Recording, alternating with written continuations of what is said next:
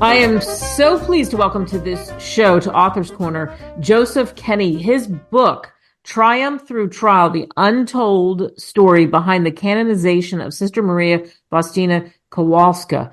The story, the drama, the excitement, the unbelievable family that Joseph has around him and the people that he's come across is so fascinating. You will not be able to put it down. Joseph, thanks for coming on. You're most welcome. I'm glad you're having me. Let's talk about the road to this book. What was the motivation for you to write it? Well, for me personally, I was highly impressed with my father-in-law's military service during World War II. And me being a veteran of Iraq myself, we immediately connected with each other. And like so many others of that generation, they have incredible stories, but his was extremely incredible. To sum it up, he fought on the Russian front during World War II as a part of the Slovak army in exile, which very few people know about, but they were reconstituted to help fight against the Germans, like the Filipinos were. And he played a critical role in the Battle of Dukla Pass, which was the turning point in the war in the liberation of Slovakia. He was an artillery officer during that conflict, and the stories he told were extraordinary. So initially I was, impressed by him, and then, his political activism, which led to him being threatened with execution. So he escaped, and then he came back into Slovakia and snuck his family out, came to the United States with nothing, gave up everything. And then their drive and determination they had played a critical role years later during the canonization of then Sister Faustina. The family was highly involved in that process. And, their drive and determination and sacrifice they learned early on, played a critical role in that. Yeah, so would you classify, you can tell in the story of talking about your father-in-law, what a strong character he must have been to go through some of what you were just describing about incredible. Yes, and then his political activism continued after he came here. As alluded to in my book, he knew General Swoboda very well. He actually saved his life on the Russian front during World War II, and he was with General Swoboda in his office when the Russians invaded Czechoslovakia during what they called the Prague Spring. And General Swoboda tasked him with sneaking documents out of the country to bring it to the UN to condemn the Russian invasion. That's what he did. He risked his life trying to get that out, and he did. And he continued to be an activist. He met with Richard Nixon, a lot of others, as my book alludes to, trying to get communism to leave Czechoslovakia and that Eastern Europe would eventually be free. That was his dream, and eventually it did turn out that way.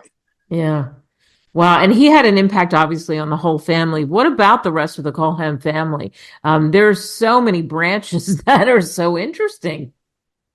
Yes, my wife,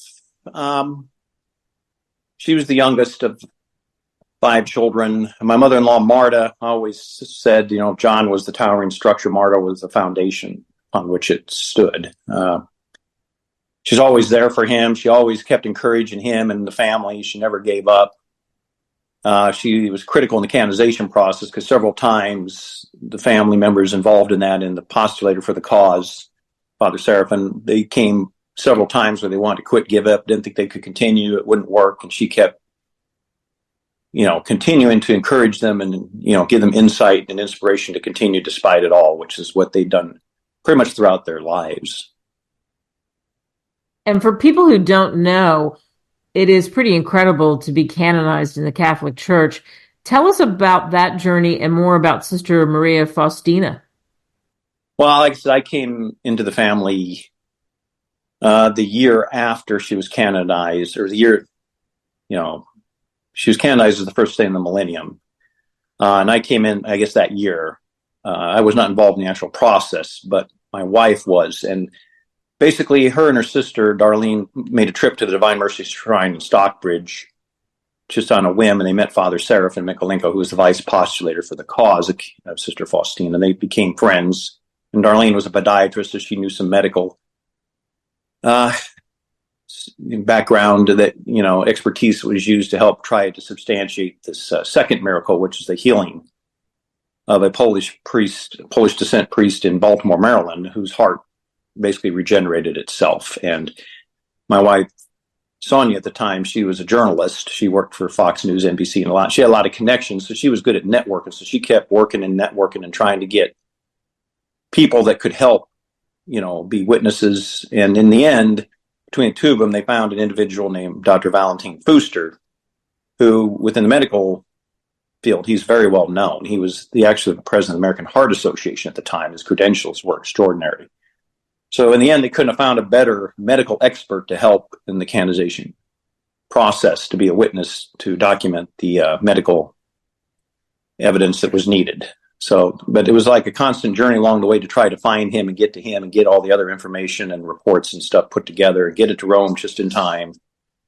So that's where they played the role. And for the family, they have to be so proud of that after all that footwork and traffic and getting it done. And like I said before, it's such a rarity. Yes, they were in the front row, the canonization ceremony in Rome, right in front of John Paul as he canonized her. And like I said, they looked at that as like their stellar accomplishment of their lifetime at the time. What you don't know about Sister Faustina was her canonization process actually started when Pope John Paul II was a cardinal. He allowed her diary to be published, and like within the year, he's Pope, and so he had personal interest in her canonization. For what I was told by Dr. Fuster's social worker, John Paul mentioned that was the happiest day in his life when Sister Faustina was canonized, because it meant a lot to him too, personally. Yeah, that whole journey. What was the most difficult or joyful part of putting this book together? Well, the difficult part for me was just trying to tie it all together. There's 3 separate stories that I tried to intertwine. One of them was, life of Sister Faustina, which, was in her diary.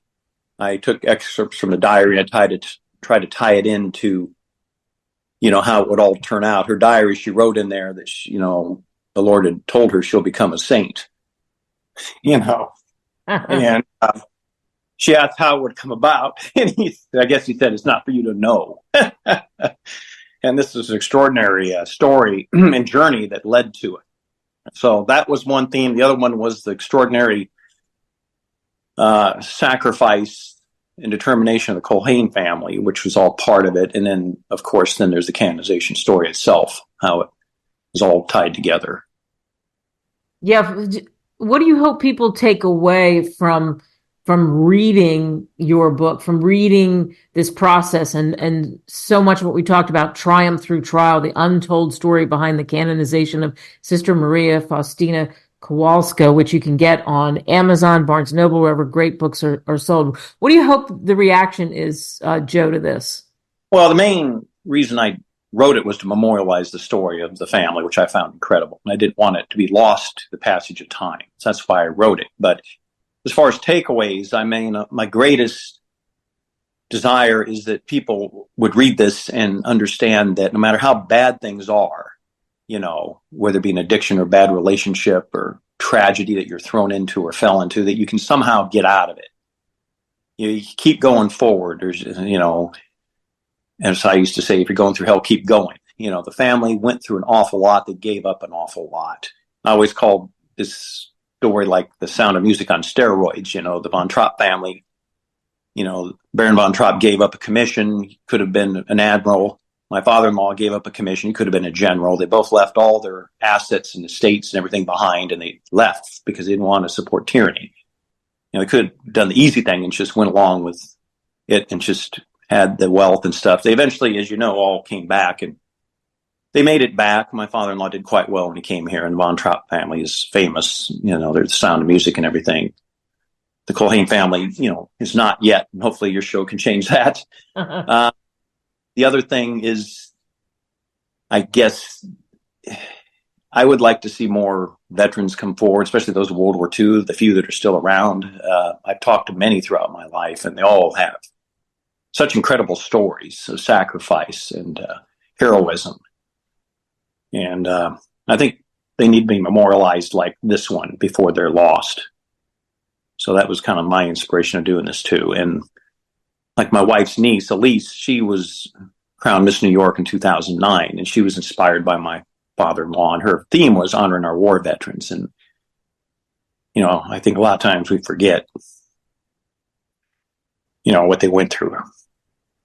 Wow, I so agree with that. And for your family, what a great tomb for them, so that it can be passed on, so they also know more details of this family and the things that happen. And the title is perfect, Triumph Through Trial. That's what you're talking about, what happened, and remembering those stories. And I so wholeheartedly agree with you on the veterans, and I hope more of those stories are told, and I'm glad you told yours. Joseph Kenney, thank you so much for coming on. Oh, you're most welcome. I appreciate it. Can you imagine going through that process, the canonization process? You think about that, ultimately that family, the odds are so tough in doing this. And you really do. You have to believe in miracles. You just have to believe in it, because you got to have that proof. That's for sure. And I totally share with Joe. World War II vets can't say enough about their stories. More of them absolutely should be shared. Thanks for listening to that interview. We have more on the flip side.